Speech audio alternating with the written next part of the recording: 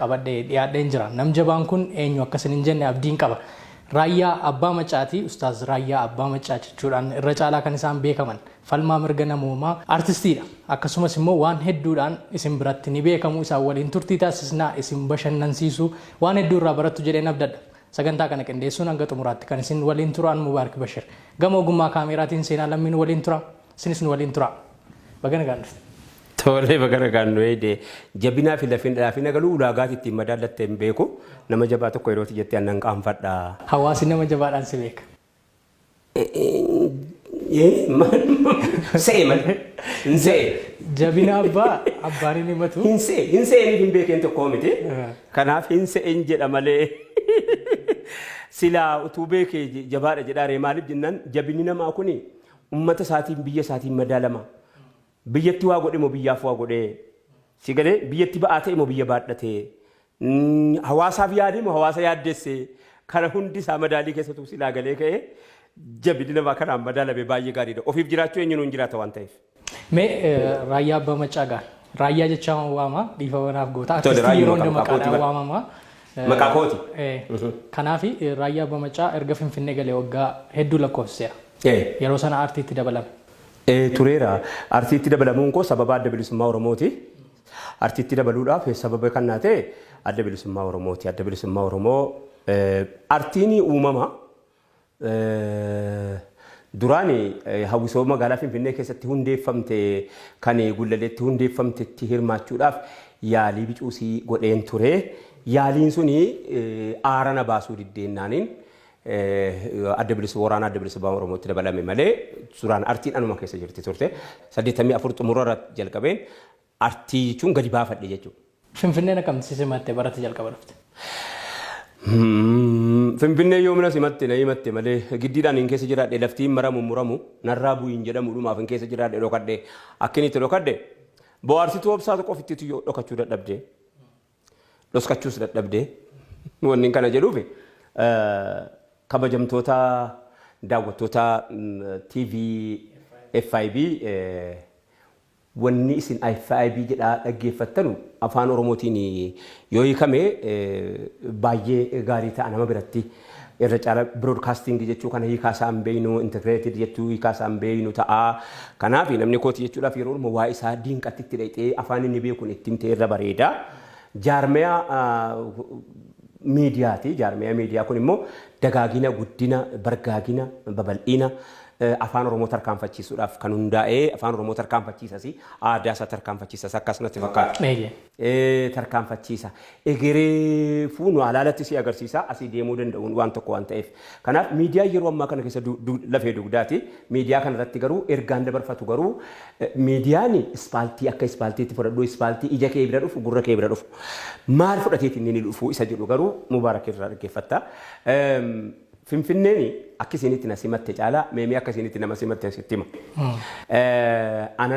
Anillee fakkaachuu sanan danda'a fakkeessuu sanan danda'a. Fakkaachuun ta'uu miti fakkeessuunis gochuu miti. Si galee? Waan sana taanee. Yoo of ta'uu of keessatti qollofattee fakkaattee deemte illee uumaati miti. Hin fakkeessita malee of ta'uun kan keetii fi of fakkaachisuun kan kee waawwaani.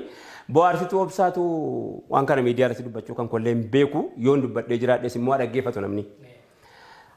Bohaarsituun anaa wajjin waraana turte. Mucattiisii alagoonni diina jechuun walliftu tokko.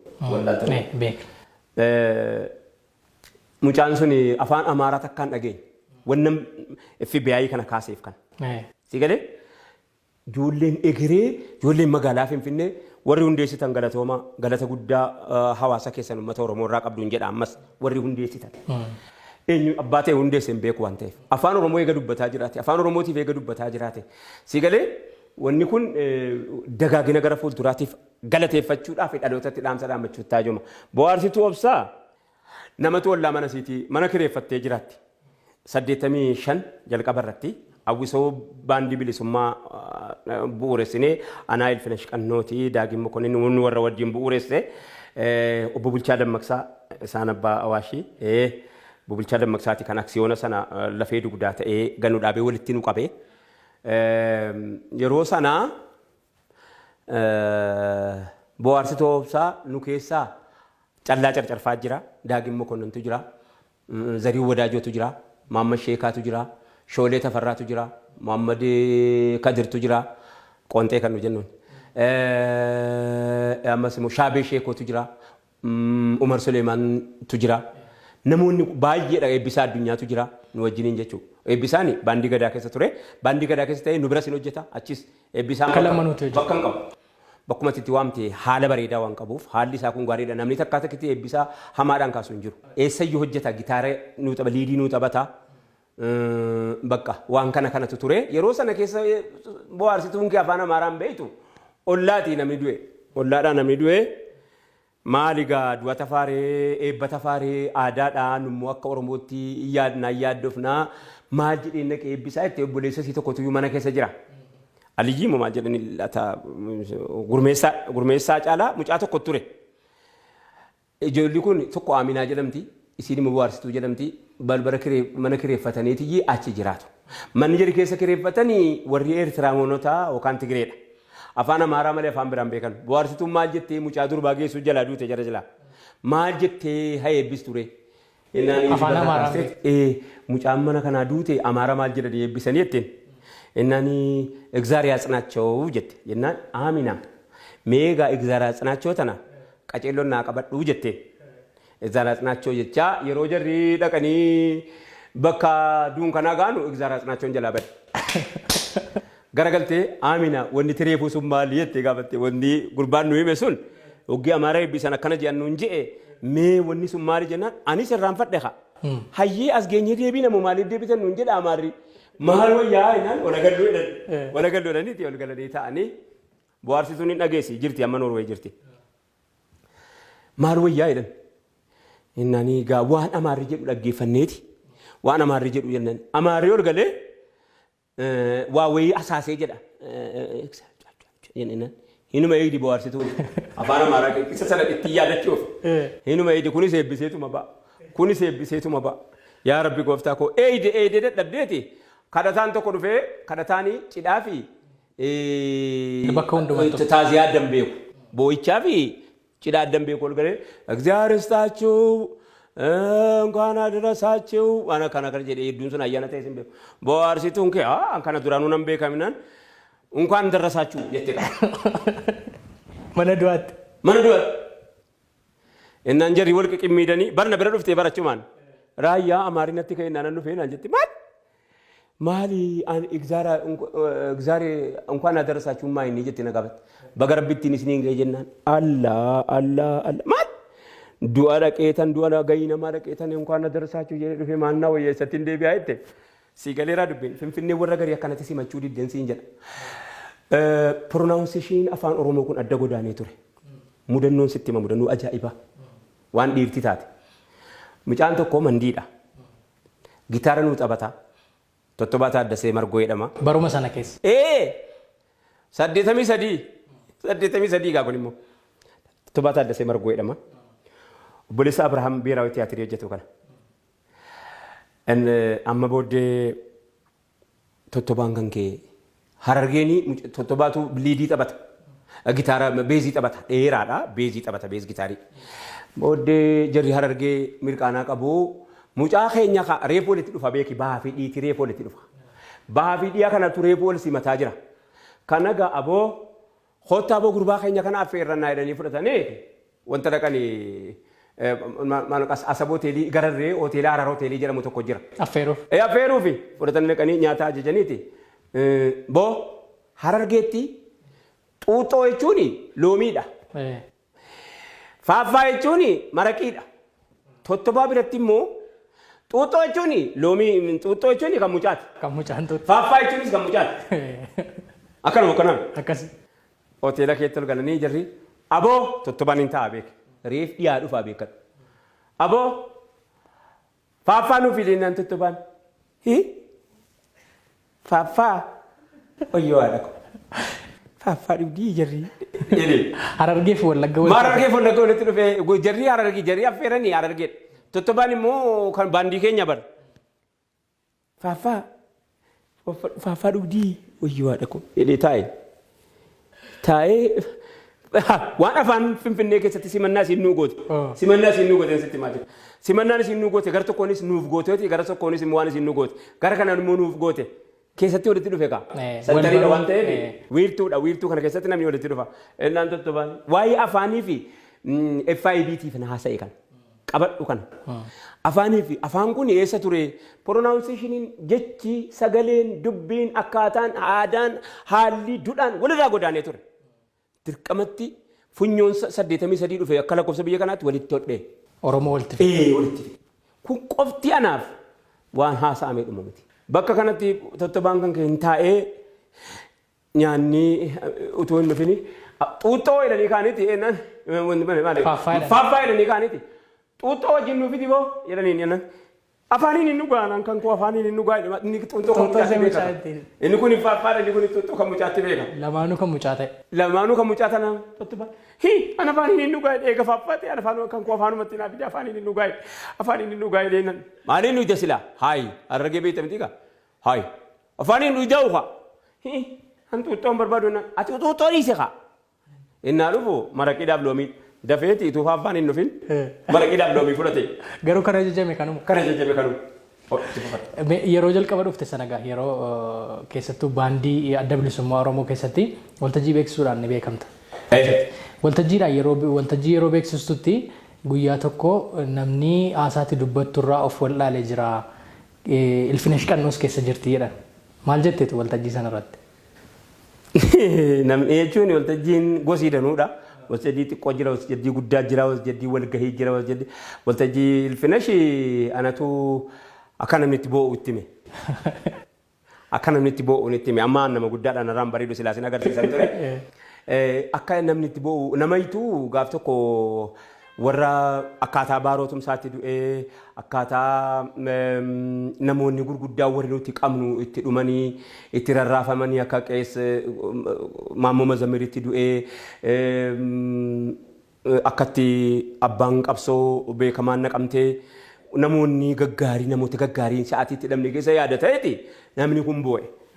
Ani akka namni itti boo'u kanan ilaalaa jira seenaa dubbisaan ture miti warri itti haaraa yoo ta'e immoo yeroo sitti haaraa kanaan lafeedhaa sitti dhaga'ama miira si tuqa.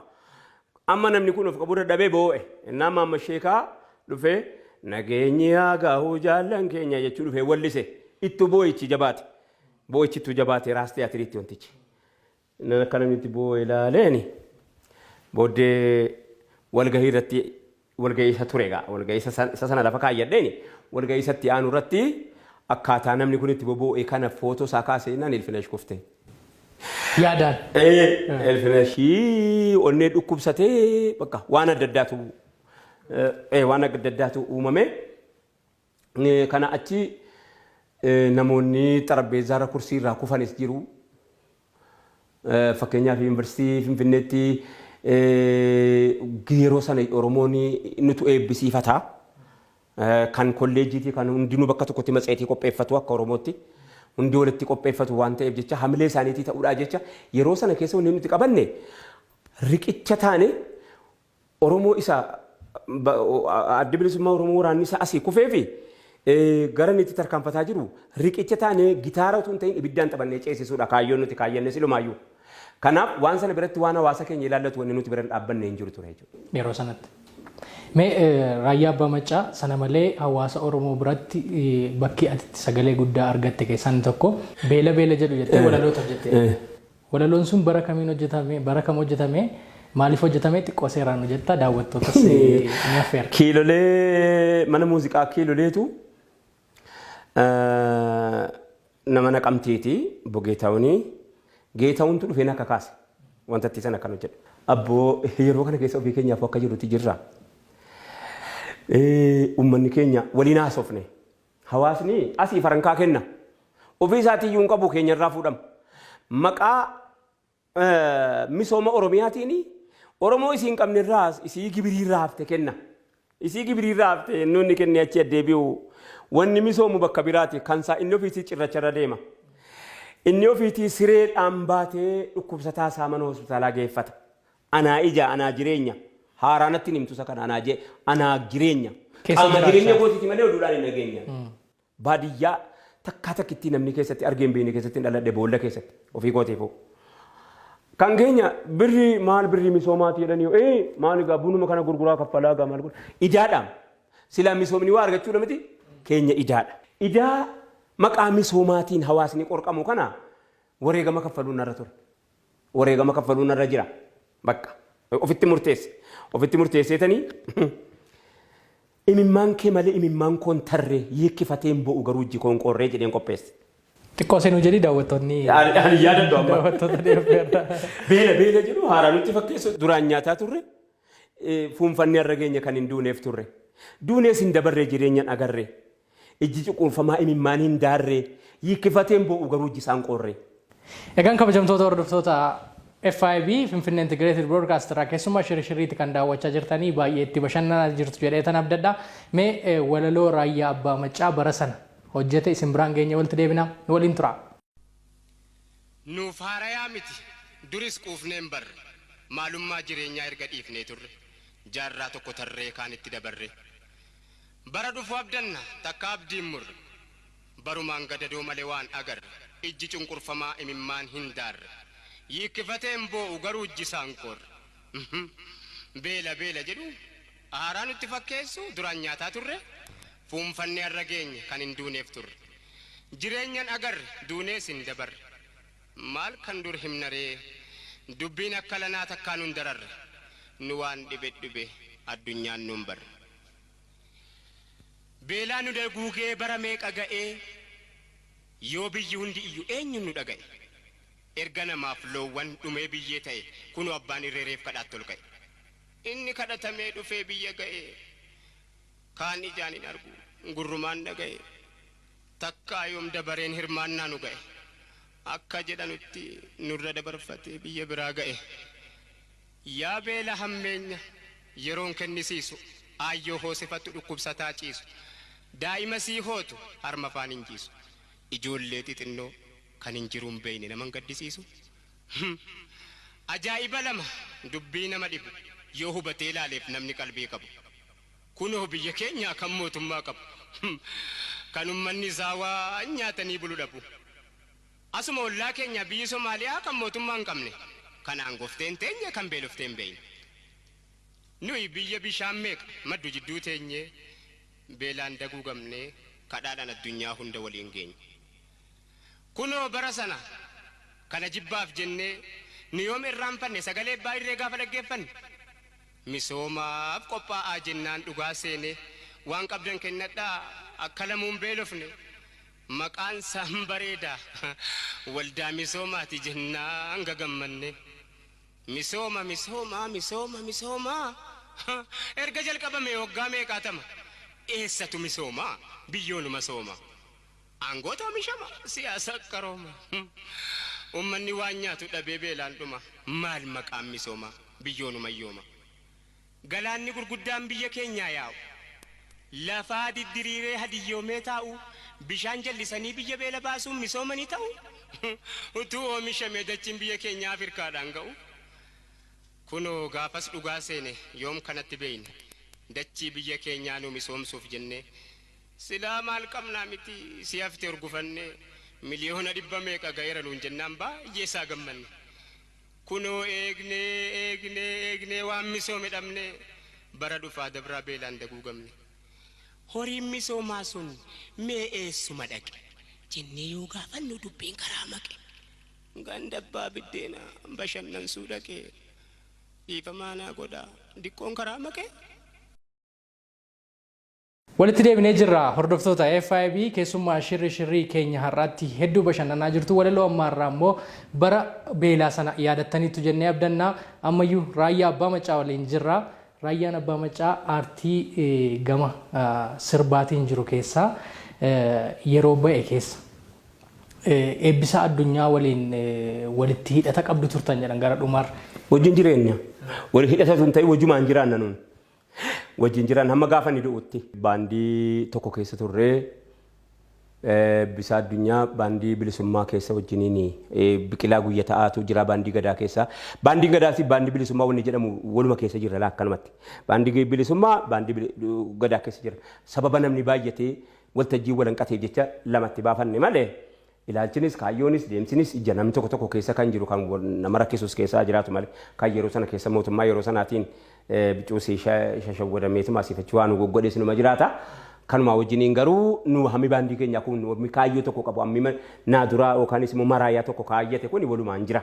Wal dhageettiin keessanis gaarii ture. Baay'ee. Maa kaayyoo tokko qabma qimmiiddaan ulachuutu jira kaa. Qimmiiddaan keenya tokkicha kaa. Namni laalaa tokko qabu wajjin laalata waliin iyyataa beeki sagaleen isaa gisee tokkicha gabbaa. Kanaaf yeroo sana keessa eebbisaa kana wajjumaan jiraan nagaa. Jireenyuma kana keessa mucaan kun bicuu hin bareedaa itti inaaftes ta'uu malaa waltajjii irrattis hin dhaga'amaan namnis hin jaallataanii gitaara taphataa gadi hin taa'u mindaa hin qabnu laa hundi keenya kana beeki. Namni mindaa shilingii qabu hin jiru. Waa ofii nyaatee jiraataa mana ofii keessa bulaan kireeffatee jiraataa rakkatees maaloo hawaasin kan qabu irraa kaffalaas maal jedhaas jiraataa wal gargaaraa jiraata garuu. Hammi keenya kuni hammi dhama qabu isa waa tokko hin qabne gargaaraati jiraanna. Jireenya keenya jechuudha hundinuu yeroo sana keessa baandii tokko keessa yeroo nu turre guyyaa naa fi eebbisaan immoo wanni addatti ana eebbisaadha biqilaadha Muhammad Shu'aybiiti bulumaaf qofaa adda baana malee irra caalaa wajjin oole. Tottobaa Taaddaseeti Hirphaa Gaanfureeti baay'ee addan baanu. Suuraan keessan yeroo dhiyoo feesbuukii irra bahee deemaa ture. Baay'ee addan beeku baay'ee addan baanu gargar hin baanu. Wajjin oolla ka rakkoodhaafis balloodhaafis inni kun maal nyaatee oola jedhee inni kun isa sanaa yaada. Maal nyaatee oola laata balwadha waa qabaa laata balwadha waan nyaatu qabaa laata. Inni tokko yeroo argate awwaa argadheeraa isinii fiduu jedheetuma gaafata silkiinis hin jiru akka irraa ergaa bakka kaayyannu qabna garuu bakka dheenee waa dhageenyu.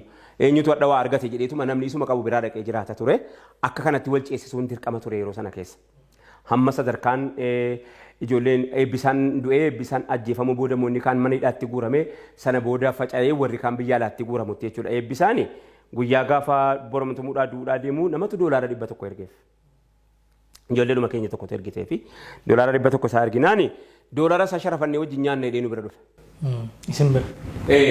Duuf guyyaa tokko dura. Guyyaa tokko dura doolaara isaa maal nama doolaara 100 kiisii na jira jedhe. Maal jennaani kunoo gurbaa jimmaa sanatu naa ergee jedhe maqaa isaa dhabuun barbaanne. Naa ergee akkanaa maaligaa adhaanaatu immoo birrii 100 of harkaa qaba. Birrii Itoophiyaa. Birrii Itoophiyaa 100 of harkaa qaba. Kanaan doolaarii keenya 10 oollaa nu ga'a. 20 oollaa. 20 gamaa bara guutuu nyaachisee waan inni barbaadu jimaa isaa bitee fi waan akkana danda'a. Ani birrii of harkaan qaba doolaara keenya nu jalaan balleessinii walitti qabna ka. Keenya nu jalaan balleessiniiti maamma qoonxeenii maammadii adhanni sharafin.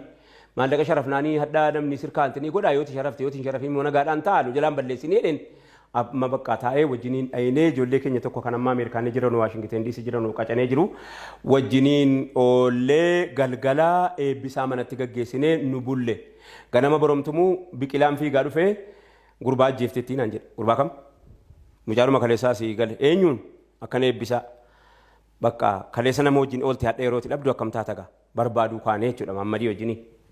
Yeroo sana raayyaanis qabameera yookaan hidhameera wanti jedhamu dubbii. Raayyaa se'anii raayyaa miti ni jedhe mucaa booranaa wayinatti fakkaata mucaa tokko keessummaadha biratti ajjeesaniiru isa. Eebbisaa biratti. Eebbisaa biratti ajjeesaniiru. Ana na duukaa dhukaasanii wanta la gaafa sana dhukaasuma wayiitu ture magaalaa kana keessa namni cirri jedhaa wayiiti waan taate kana inni irraan fadhi mala. Nu gaalaa isa kana barbaaddachuu karaa askoo fudhatanii deemanii harkisanii. Karaa shogalee karaa mee madaala namti birti beekte. Amma madaala namni bakka. Karaa sana fudhatanii deemnaanii nu barbaaddachuu dha inni jennaan namoo dhufu duukaa dhukaasanii raayyaan ta'uu beekaniitiin ittiin fakkaatu duukaa dhukaasanii akkanatti nu ari'atanii reefka isaallee akka nuti wanta hin jedhanne egaa isa gizee sana haasa'uun barbaachisu gaafa haasofnu dhufa amma sa'aatiin haasofnu hin jirru. Mee raayyaan abbaa maccaa artistoota lama waliin raayyaan wareegameera raayyaan qabameera jedhee ka'eera maqaan kee.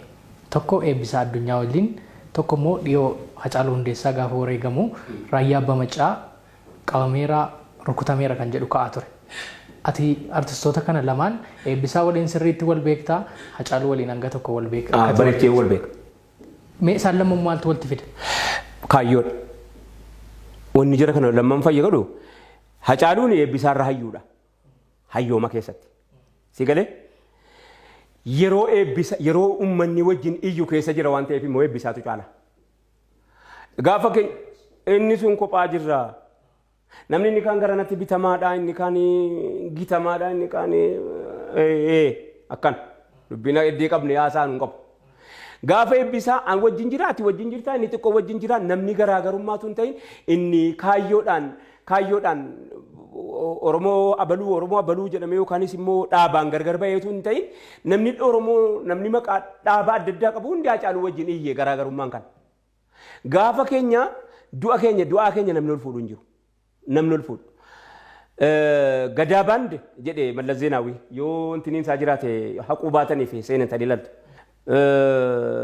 Bilisummaa baand maaloo baand jedhee maqaa dadhayeeti bagitaar saayuun beeksaatii iyyata caawwatu noonuun jedhee afaanii baafatee maaliif akka inni nuu ba'ee hin beeyna nuu gaafuma sana iyyuu.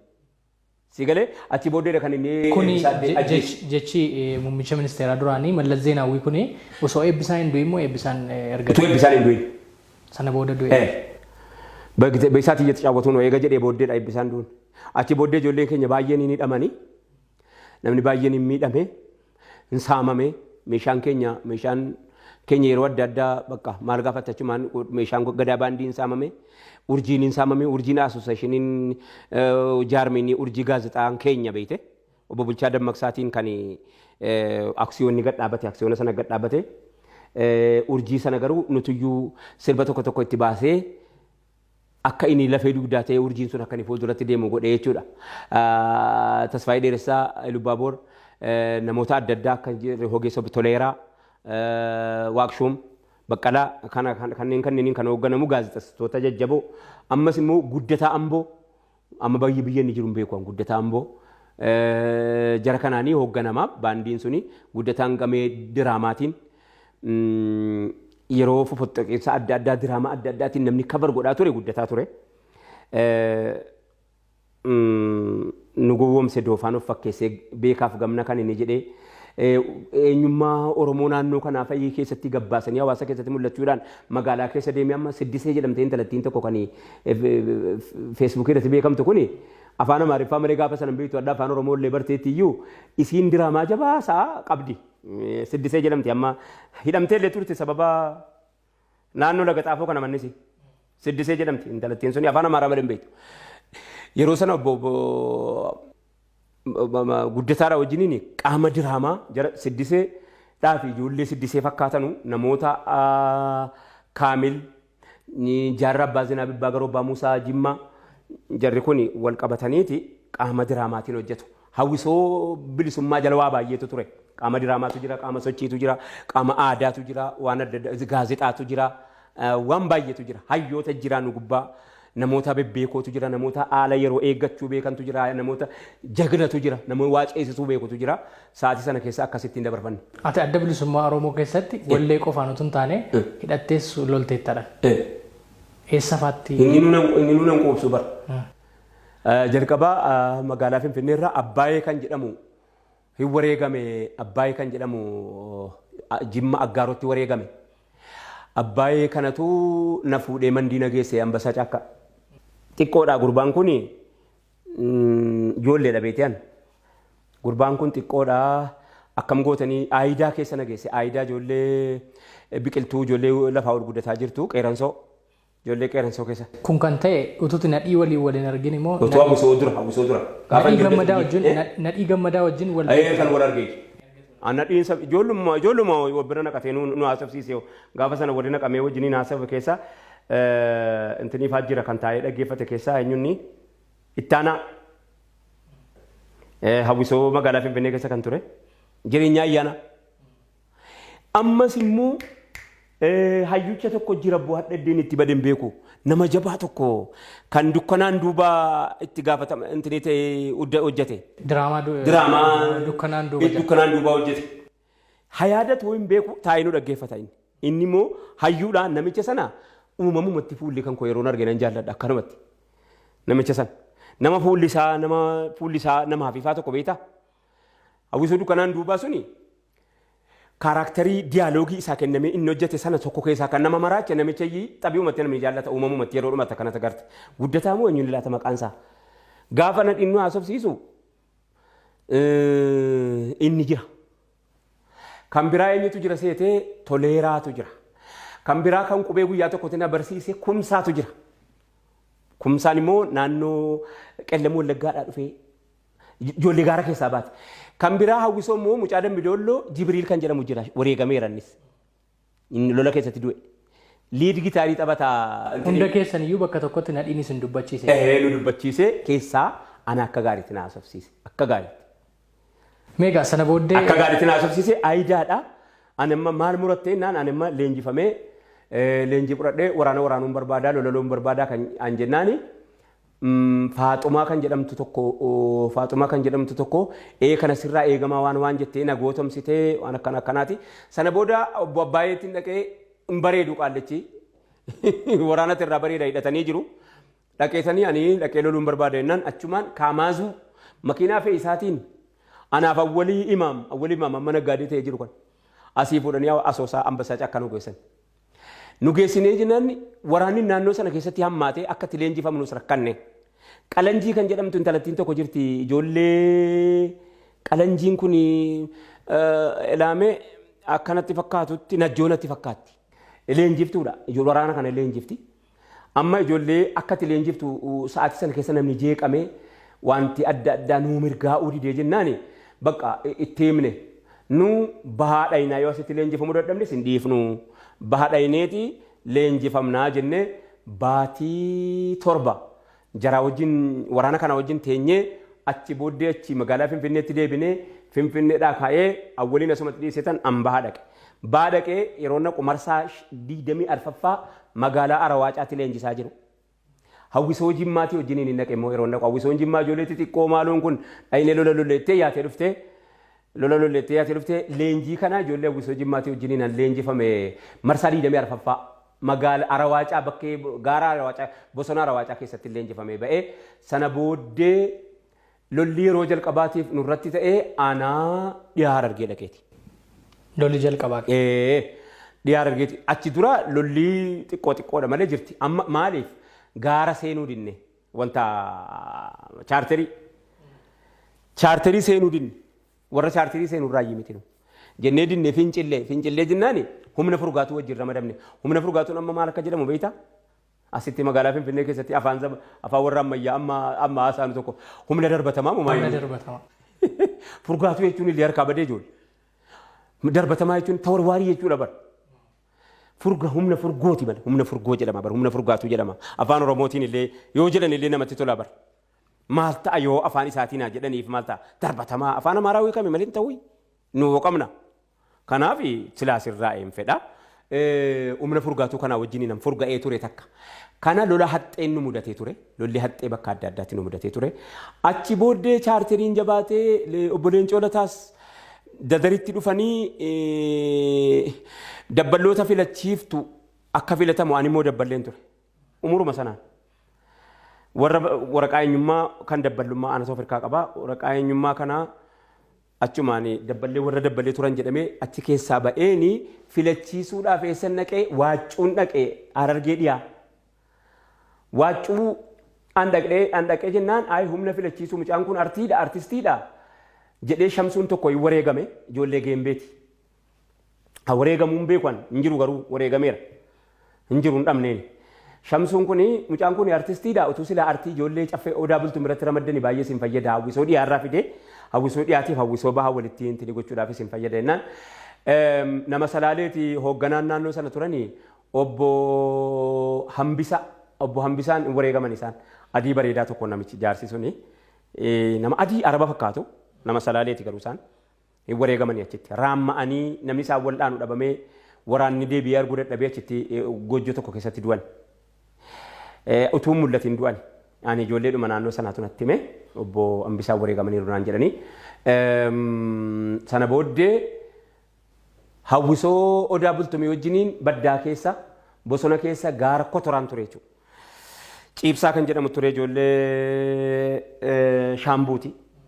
Ciibsaan kun hoogganaa isaaniiti. Hawwisoo hoogganuu hin beeku inni garuu sababuma inni barsiisaa ture mana barnootaa iskoolii wayii irratti.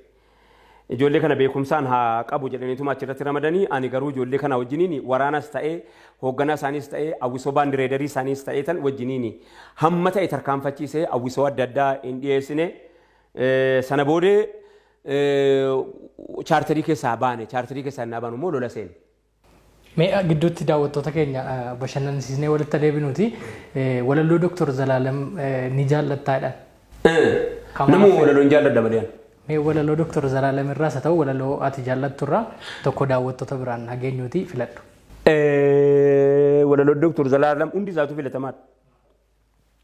Namni kaleessa kan keessatti maasitti hadha bakka ati geesse yeroon isitti mee garuu hunda caalaa nama hawwata fakkeenyaa fi awwaa baay'een beeku. Beekumsa illee hin qabu.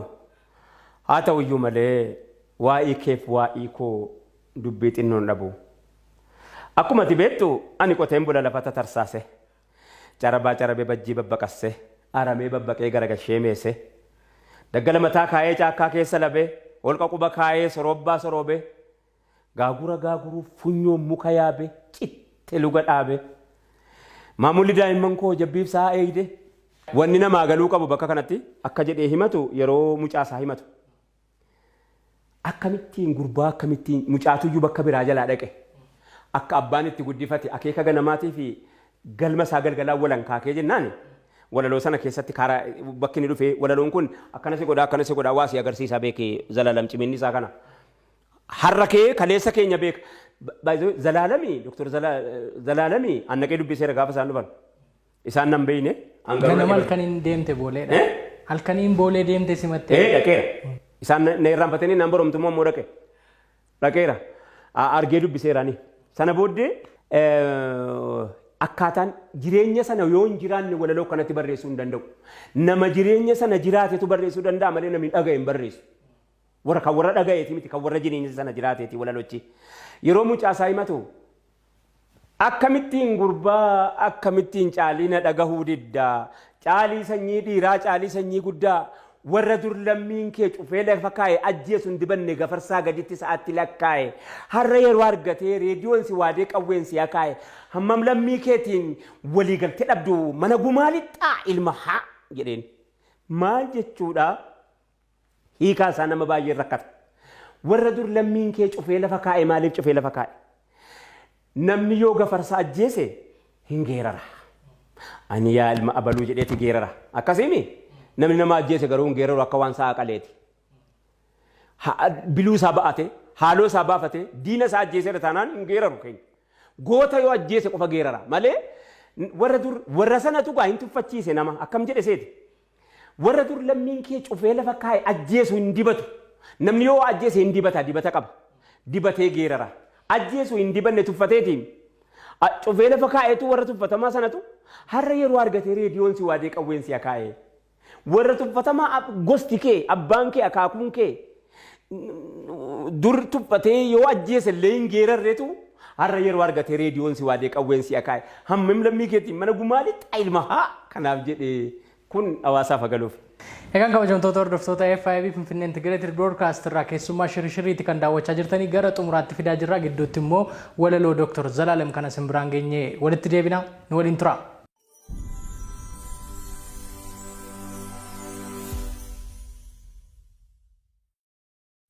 Malli maali? An waa baay'een beeku beekumsa illee hin qabu. Haa ta'u iyyuu malee waa'ee koof waa'ee kee dubbii xinnoon dhabu. Kan hin obsee kaa'ee kan hin gadi qabu. Egaa hamma yoomiitti maaliifan cal jedha yoomiifan urursa ka'ee waa dubbadha ka'ee tan buruqsa. Akkuma ati beektu ani qoteen bulaa lafa tatarsaase carabee bajjii babbaqasse. Ganna adoolessaatiif hunnatti tiifee yandoonna doollesse.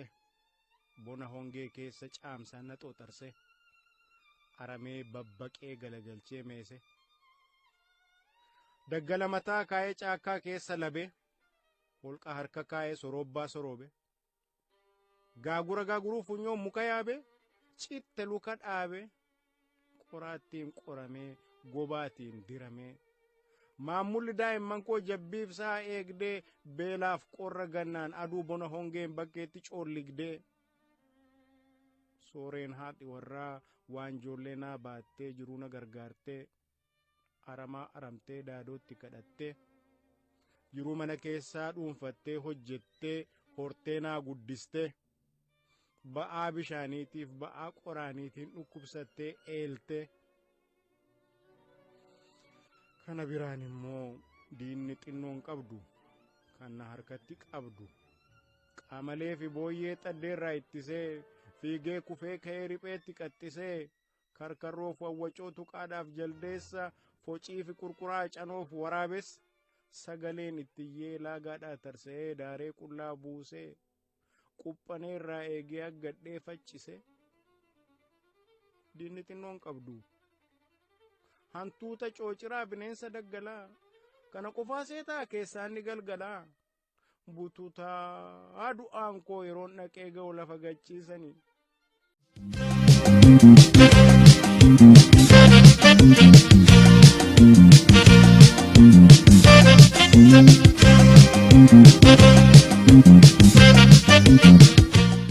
kabajamtoota hordoftoota FIB keessumaa shirshirriitti kan daawwachaa jirtanitti bashannanaa jirtu irraa barachaa jirtu jenneetu kan nuti abdannu Ustaaz Raayyaa Abbaa Maccaa waliin jirra. Ustaaz Raayyaa Abbaa Maccaa waan hedduu daawwattoota biraan gahaa jirta, waan hedduu barsiisaa jirta. Egaan erga artistummaa gama walleetiin dhiistee immoo gara manzumaatti kan itti manzumaanis artiidha. Warra taajomaa, sagalee taajomaa, akkaataa taajomaa, bakka itti taajomaa.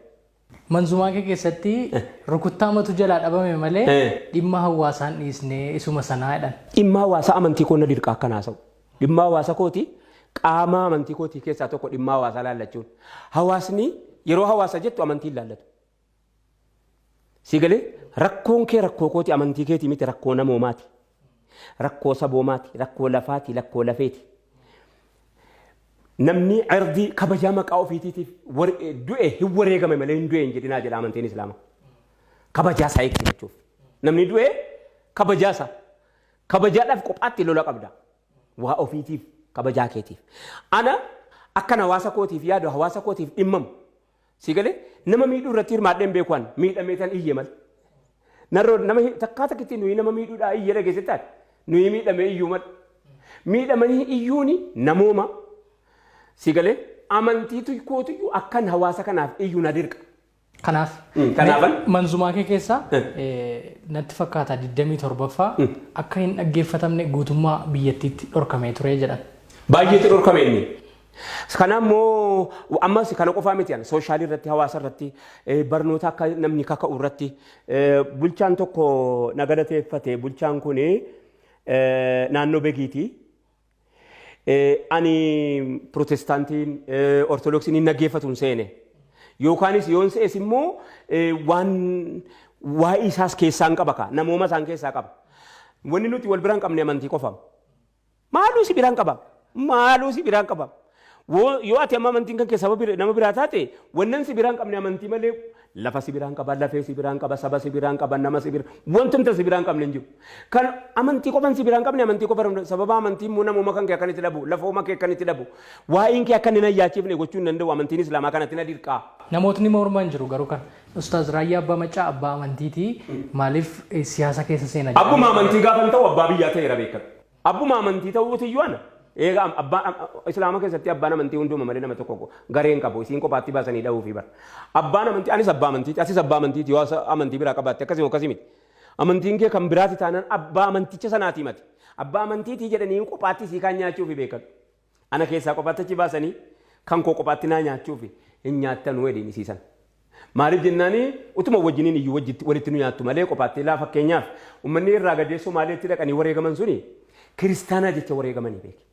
Warri shinneegaatti ajjeefaman suni warri dhuman suni kiristaanaan adda ba'aa jennaan kaayyoo tokko baane aneenyutti dhiiga kooti jedheen an dhiiga koo biraa jennaan walitti fixxeen jarri sun walitti dhabaman maali jennaan akkasuma gaariidha walumatti eenyutti isa ajjeefamuu dhiiftaa ta'u kaayyoo tokko wajjin baate innoo namoomaaf iyyaa jira meeqamtaa innoo anaaf iyyaa jira nama naa iyyaa jiru asii diinatti taataati innoo naaf maraataa jira innoo waa'ee kootu isa dhibe nama waa'een koo isa dhibe waa'een kan kooti jecha isa dhibee jiru maanaa dhibamte jettanii ati.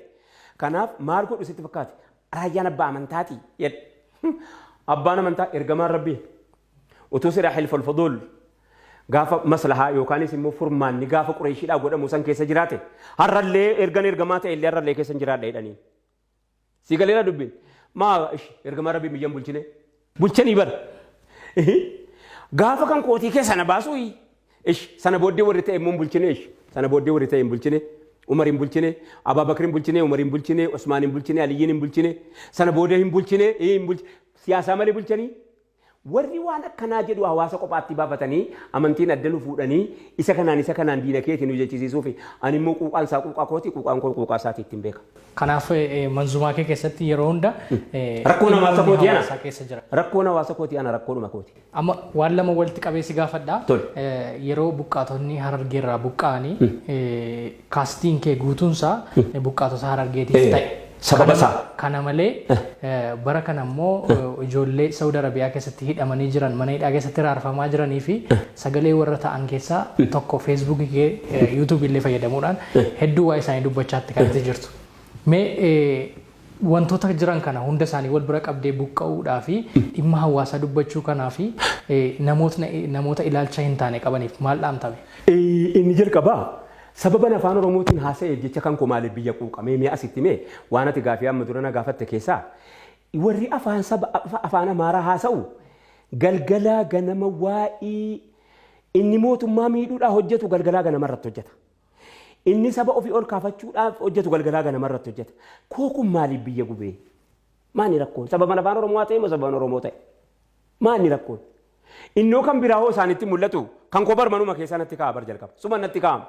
Suma tuma sana maaliif jetti yoon ka'e mammaa tokko mammaa ka'e ilaa raayyaa wayii mammaa ka'e koo maaliif biyya dhukkubee maaliin biyya godhee anoo waa namaatti hin buune lafa ambaarran dhayine magaalaa Finfinnee na gaafate tokko gaaf tokko magaalaa Finfinnee naannoo Finfinnee keessatti dhaabbachuun isaa wanti kun galatoomaa wanta isiniin jedhuuf tokko kanaa bara Finfinnee irraa gamoon qabnu jennaan lafee guraaraa lataa jalaa qabnaa yoomiyyuu numan jedha kan jalaa qabna. Warra kudha salgan guyyaa tokkotti harki jaraa irraa murame lafee jaraa jalaa qabna. Warra jiraan isaanii awwaalame lafee jalaa qabna. Gubbaadhaa gamoon qabnu dhugaadha. Kun himuu yakkaayi rakkoo maalii qaba kana himachuu maal qaba? Tokko kaleessa hin kakaasinii eega kaleessi hin jirre boris hin jiru. Namni kaleessa hin qabne har'a hin jiru bara. Namni har'a hin jirre immoo boreessa dhaqaa jira.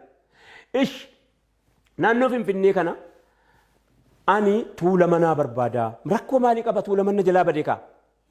Na jalaa faca'anii ana na dhiba ana bakka citeen na jalaa dhiiga ana na dhukkubsa abbaa kooti inni kaleessa eessa dhaqanii tuula manaa barbaadaa wannan jedheef waa rakkoo biraatiif miti bara nama rakkisuuf miti waasaatii fi isatu walirraa godaane anatu isarraa godaane ilmoon gaafa hin jirre ilmoon kootiif ilmoo isaa wal wallaala diina wal seeti arra yoon itti malee eenyuun itti naa hima kana malee an hawaasa biraa miidhuurraayis sagantaa tokkollee hin qabu.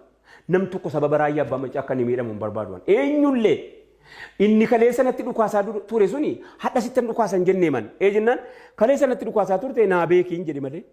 Maa yooni na oon naa beeki jedhee keenya moo maaliif dhukkubsata? Anoo mootummaa tuqaan jiru qaama siyaasaa tuqaan jiru waa tokko tuqaan jiru garuu akka hawaasaatti akka sooshaalitti akka ummata hawaasa isaatii dhiigu tokkotti na dhiiba. Kanaaf inaasa adhee manzuumaa keessatti hawaasa buqqa'e maaltu buqqise kaleessa? Akkuma 1887 buqqaate sana har'as buqqaansisa 1887 buqqa'e sun adhasittuma jira. Hawaasni maaltu godaansisee asii baharii geessee qurxummii afaan buuse. Inni qurxummii dhaafee dhayxee huusiin abbaa barbaade rasaasaa na jalaa gatte. Abbaa barbaade immoo inni kaan immoo Suudiin naqee isa kaan dubartii keenya Beeruutitti fooqeedhaan na jalaa darbattee abbaan barbaade immoo barbaadetti gootee abbaan barbaade utuun duniyaarra jiru utuun iyyuullee du'uu wayya malee yoo du'a ta'e naman. Guyyaa koon dabarfadhu guyyaa koo malee immoo abbaan fedhe waan godhuu bara. Guyyaa koo immoo kanaan duutaan durnaa galmeeffamee bara. Namni hadda inni si ajjeesuu barbaadu si ajjeesuu hin danda'u bara. Hacaaluun guyyaa isaa du'e waan inni irratti du'e sana kabajaadha malee. Bakka guyyaa sana wanni irratti du'e sun kabajaadha bara. Maaliif jennaan utuu of falmu utuu harkaan kennin si galee utuu of falmu utuu eenyummaa isaa utuu lafee isaatii falmu asii Harargeedhaa jara buqqa'e na duraa Hacaaluu dhaqeem.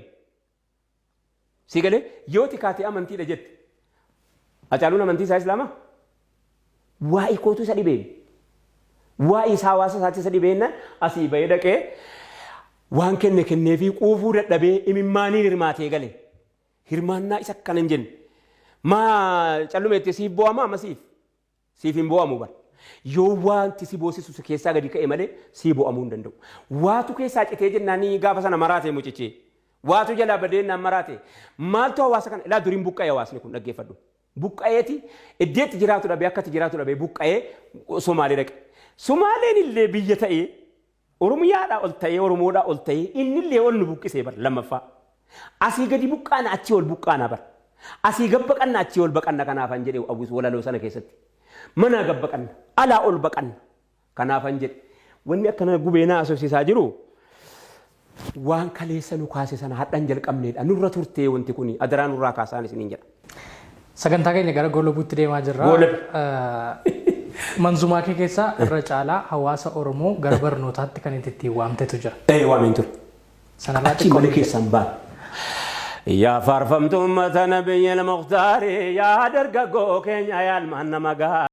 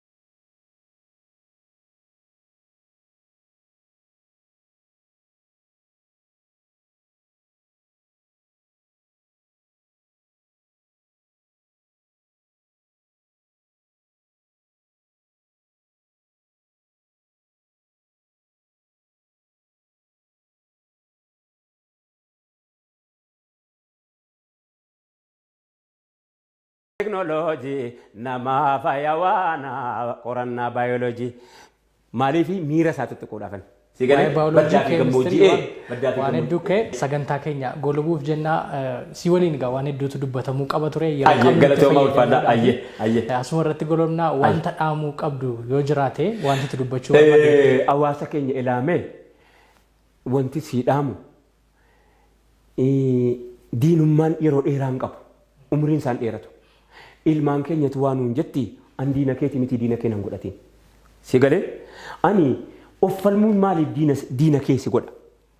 Anoo siif hin falma anoo siif falme maaf diina keenya taasifattaa tokko lammaffaa immoo yoo ka'e amma abbaan barbaade dhufee magaalaa Finfinnee kana keessaa dhufee fooqii horatee mana ijaarratee ol kaafate abbaan barbaade fooqiin Finfinnee kun walgahii waliin waamne namatti ijaarratee yoo ati kaatee garuu mana tokko bitatte hundatti jidiimata. Maal gadaa diigamaan akka kanaa maal yoo miyyi ofitti deebina maal yoo keenya dhufee eddee barbaade dhufee inni kamiseedhaa dhufee inni qellamii dhufee inni yoo asitti kan isaa tokko ijaarrate maafi jidiimata maali rakkoo garuu rakkoon kana.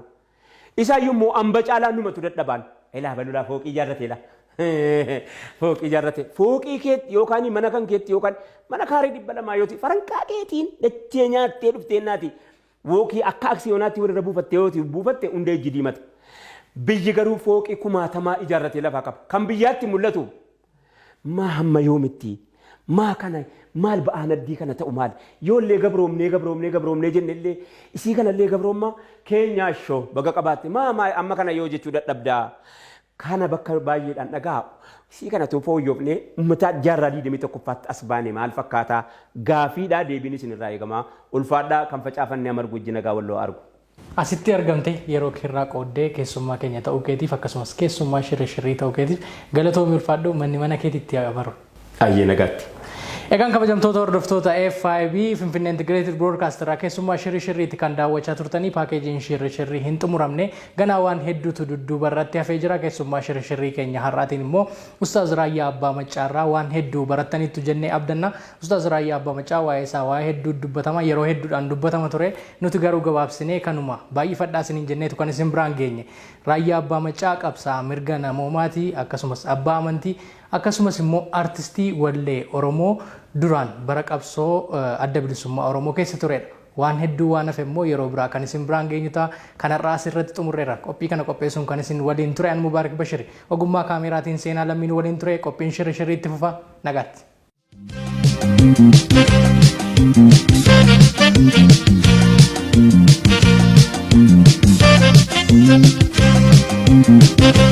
Thank you.